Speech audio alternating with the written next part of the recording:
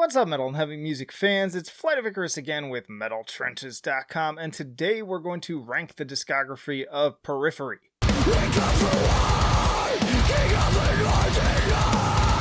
And hey, if you like to be kept up to date with the best and brightest metal bands and albums from the underground and above, then stick with me by hitting that subscribe button down below. Alright, y'all, I've been putting off this list for a long time. I couldn't do it because all these albums are like my babies. It is a hard tier list for me. If you saw my top 100 albums of the decade list that I did a while back, almost every single one of these albums is on there. So very difficult for me to rank them. But I think I'm finally ready. Much like my tier list for the Dillinger Escape Plan, I have modified the tiers because honestly, there is not an album below like a B- in their discography, if you ask me. Just hardworking, fantastic band. Let's dive right into it. Alright, we're going to stick to the full lengths too, so we're not going to discuss Clear, but we are going to start with the self-titled debut, Periphery, out in 2010. I remember when this came out. Somebody posted on my feed the video for Icarus Lives, and of course, just a legendary riff. It's so cool to me that you can pinpoint the moment that these guys got started, and this is it right here. And they had me sucked in from the very beginning, from the genty riffs, and I mean, speaking of gent too, Periphery kind of largely responsible for popularizing this as a genre within the kind of metalcore realm at this point. Obviously Sixth had been kind of doing this thing before them, but they never blew up. It just wasn't the right time, right place, whatever. I don't know exactly why, but obviously there's influence there, and that it doesn't stop there. This is just a fantastic album. I actually named it in one of my top 10 of the decade just for its importance, but so many great riffs and just super heavy. One of their consistently, if you're looking for their heaviest album, there are heavier songs on other albums, but just as an album. Say what you will about Spencer's voice, I really like it, but you cannot trash talk these riffs. I just feel like they're just so cool, and just making each one sound original too. And then you've got these more melodic sections like All New Materials, Buttersnip's also great. So many great songs on here. This is just a fantastic album. At the time, I would have put this, way up there. And again, I did give it its credit it's due for the decade. But as far as within the larger discography, I am going to end up putting it just at a B+. Really solid, but I think that they progressed well beyond what this album was capable. So this is why it's so hard for me. Every album I could kind of make an argument of why it's sort of the best album. But let's keep going. Now to Periphery II. So Periphery II, 2012, I kind of got back to this one a little bit late. I forget exactly why I fell off of it, but holy crap. As you can see, I love this album. There's a lot of good songs on here. And, I forget that some of these albums are long. This is an hour and 9 minutes, but not a moment of it is wasted. And it's just so crazy. There's so much happening. You've got this big opening, really stepping up the prog elements on this one. Some big epic harmonies. And then this little string intro on Have a Blast. Crazy riffs. Performances got stronger across the board. Spencer sounds better on this album. Production is way better. Just pure insanity. Even more of the kind of jazz influence on this one. Facepalm Mute. Scarlet, of course. Lots more of the more passionate singing vocals from Spencer. I saw them live, and man, it's almost like a religious experience. Ragnarok is great. The Gods Must Be Crazy. Make Total Destroy, one of my personal favorites of all time. In my top 10 songs from the band ever, probably. Frog and Bullfresh has this really cool tapped intro. With the weird kind of almost, I think that's a polyrhythm going on there. It always weirds me out. Mile Zero, one of my personal favorites on the album too. A little bit of a deeper cut. But man, I sing along to this one all the time. Masamune, all of it, just all of it. This album, again, like the songwriting's improved. They don't waste a second. The performances are so solid, and every track is basically like a single. Like you gotta give credit for that. So that one ranks very high for me. I'm gonna go ahead and put that at an A. Not quite an S, because I have some things to say about the album. I'm gonna put an S tier. I think just slightly inch it out above. But I like to, like I said, these are all very, very close. So next we had the Juggernaut series, the two-parter, Alpha and Omega. And they're both part of the same concept, but they technically were released separately. You don't buy them like together. So I guess we can kind of count them separately. And they are pretty different sonically. So let's start with Alpha. When these first dropped, I hated them. Like, I hated it so much. I felt like this was really poppy garbage because it is a much kind of pop oriented, I called it like Hot Topic metal was how I described it. But man, did it grow on me over the years. And the concept is pretty cool. But even that aside, like just lots of like, this is them really playing with, okay, how do we stay heavy, but also, man, those parts too. Those like mathy riffs there with the jangly, dissonant, panicky sounding, noodly parts. So and the vocals too. Like super like death metal-y vocals almost, but then you've also got that balance with these poppier radio-friendly tracks like Heavy Hearts and also Alpha, which I'll sample here too. And I can't help it now. I sing along to these tracks when they play. It's so catchy. It's almost, I describe it now as like, it's more like Coheed almost on this album. Which makes sense because it's like kind of a sci-fi concept album too. And then you've got these more drifty songs like The Scourge, which take a lot of different proggy directions. It's like a big opera. It's this big prog opera.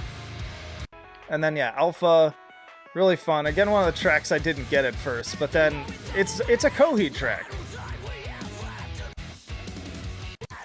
It's just a even more metalified version of like a Coheed track. With another great chorus. So much sing-along. 22 Faces, really excellent too. One of the most like sing-along albums. I like Rainbow Gravity too, from one of their heavier tracks. But yeah, anyways, to dragging on here. Really enjoy it now, but not quite as much as some of their other stuff. So I'm going to put that one at B. Just under the debut. Part of me, like, re-listening to it now actually kind of wants me to put it above the debut, but that seems like sacrilege, so I'm not going to do that right now. Moving on to Omega.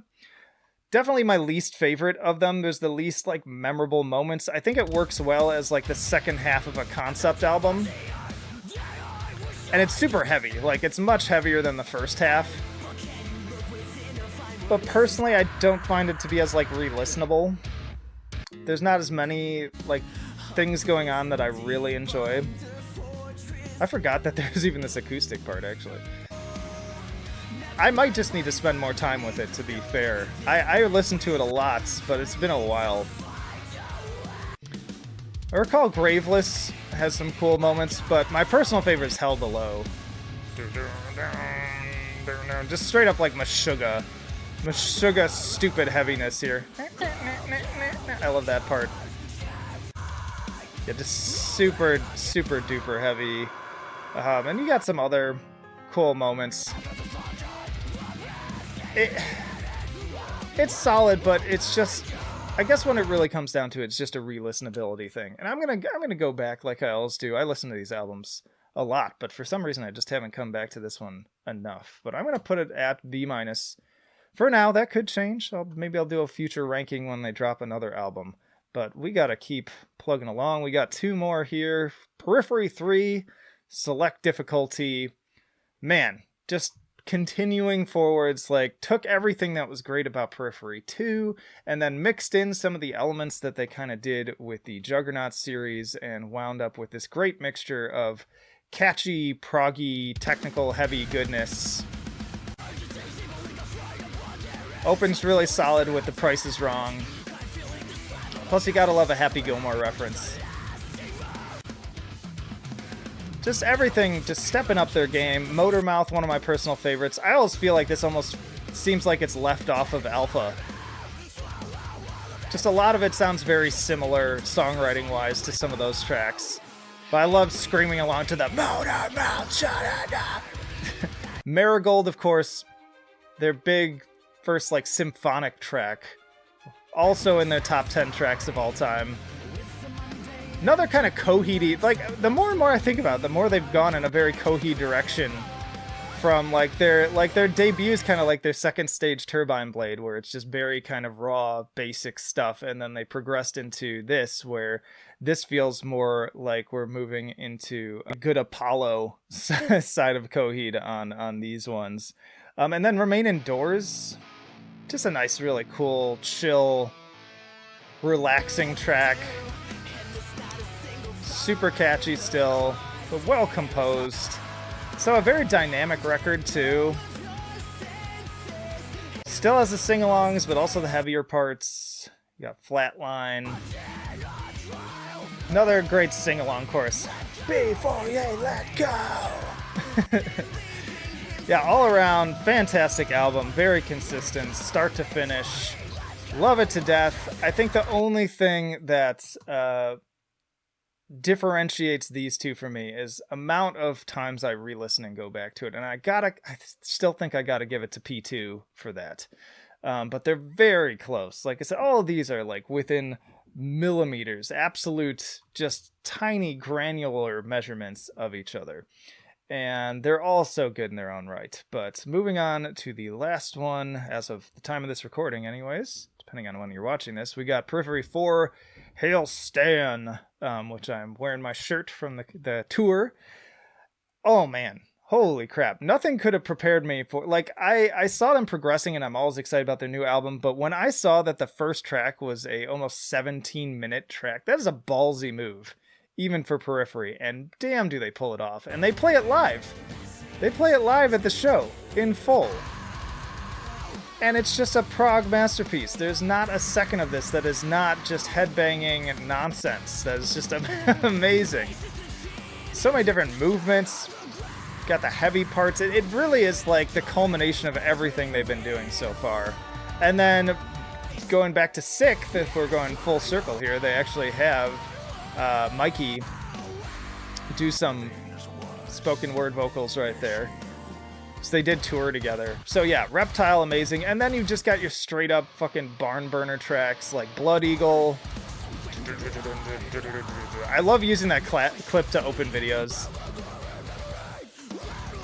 Heaviest stuff they've ever done. Great to sing along to live. I love when they have the little backup vocals too with the like, ah. Then we got Church Burner, all caps with the Cult V.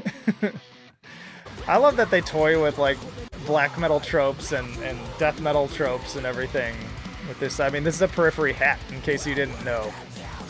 They're just having a good time. Marketing geniuses too. Like they spread themselves all over.